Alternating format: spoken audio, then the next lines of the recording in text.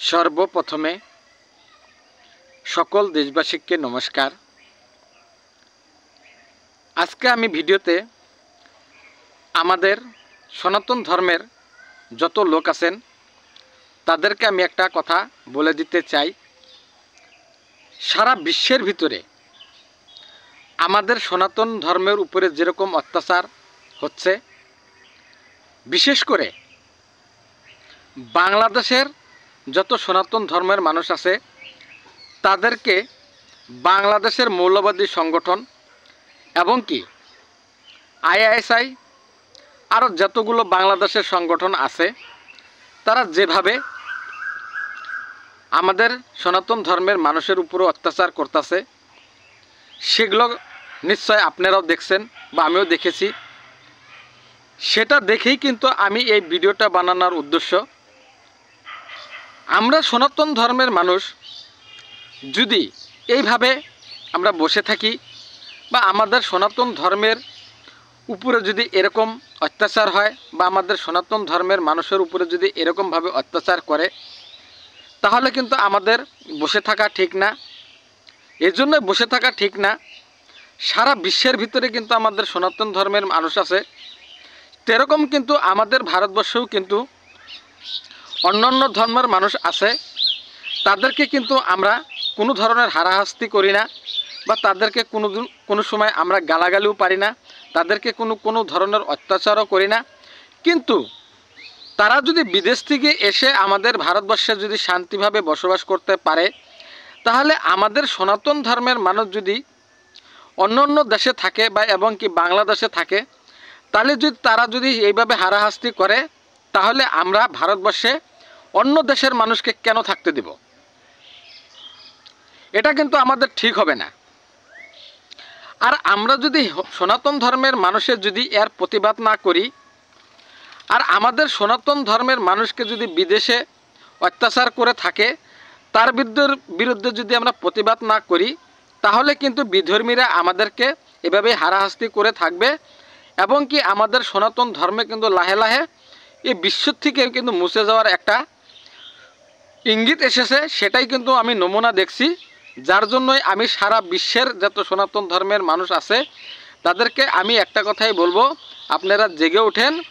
আর আমাদের বিরুদ্ধে যদি কেউ কোনো ধরনের কটু মন্তব্য এবং কি আমাদের যদি কেউ কোনো ধরনের হারাহাস্তি করার চেষ্টা করে, তাদেরকে যোগ্য প্রত্যুত্তর দেওয়ার জন্য আমরা সবাই এক হয়ে তাদের বিরুদ্ধে লড়তে হবে এবং তাদেরকে বুঝিয়ে দিতে লাগবে যে না, সনাতন ধর্মের মানুষ এক হয়ে যে আমাদেরকে যে শাস্তি দিছে তারপরে যাতে আর ভবিষ্যতে কোনো ধর্মের মানুষে আমাদেরকে যাতে কোনো ধরনের হারাহাস্তি করতে পারে না, এটা কিন্তু আমাদের দেখাই দেওয়ার উচিত।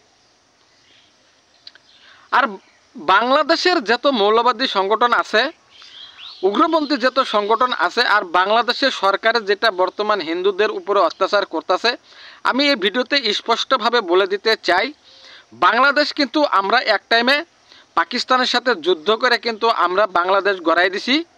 সেরকম কিন্তু আমরা বাংলাদেশকে কিন্তু কেড়ে নেওয়ার মতো কিন্তু আমাদের ক্ষমতা আছে। এটা কিন্তু আমি বাংলাদেশের যত জনগণ আছে এবং মৌলবাদী সংগঠন আছে তাদেরকে, আরও বাংলাদেশের যে সরকার চলে আছে সেই সরকারকেও কিন্তু আমি স্পষ্টভাবে বলে দিলাম, আমাদেরকে কিন্তু আপনারা বিবাদ বা ক্যাসাল করার জন্য কিন্তু আপনারা আমাদেরকে কিন্তু উস্কান না, তাহলে কিন্তু আপনাদের পরিণাম কিন্তু খারাপ হবে। আমি কিন্তু এই ভিডিওতে স্পষ্টভাবে বলে দিলাম, বাংলাদেশের মৌলবাদী সংগঠন আর সরকারের যদি ভাবে থাকে যে না, যতগুলো সনাতন ধর্মের মানুষ আছে তাদেরকে হারাহাস্তি করলেই বাংলাদেশ থেকে চলে যাবে বা ইসলাম ধর্ম গ্রহণ করবে, সেটা কিন্তু মোটেও হবে না। কেননা আমরা ভারতবর্ষের মানুষ কিন্তু বসে থাকবো না, আমরাও কিন্তু বাংলাদেশকে কিন্তু একদম উচিত শিক্ষা দিয়ে দেব। আর এই ভিডিওতে আমি ভারতের সরকারকে আমি একটা কথা বলতে চাই, বাংলাদেশের সাথে কোনো ধরনের বিজনেস করা চলবে না, বাংলাদেশের সাথে কোনো সম্পর্ক রাখা চলবে না। কেননা তারা সনাতন ধর্মের বিরোধী। আমরা কিন্তু ভারতবর্ষের 80 কোটি সনাতন ধর্মের মানুষ আছি, সেটা কিন্তু মেনে নেব না। আমি স্পষ্টভাবে ভারতের সরকারকে আমি স্পষ্টভাবে বলে দিলাম যে বাংলাদেশের সাথে কোনো কারবার চলবে না। বাংলাদেশের যত জিনিসপাতি ইন্ডিয়াতে আসে সেসব জিনিস জিনিসপাতি বন্ধ করতে লাগে। আর আমাদের ভারতবর্ষের থেকে বাংলাদেশে যেসব জিনিস যায় সেগুলো কিন্তু বন্ধ করার প্রয়োজন আছে।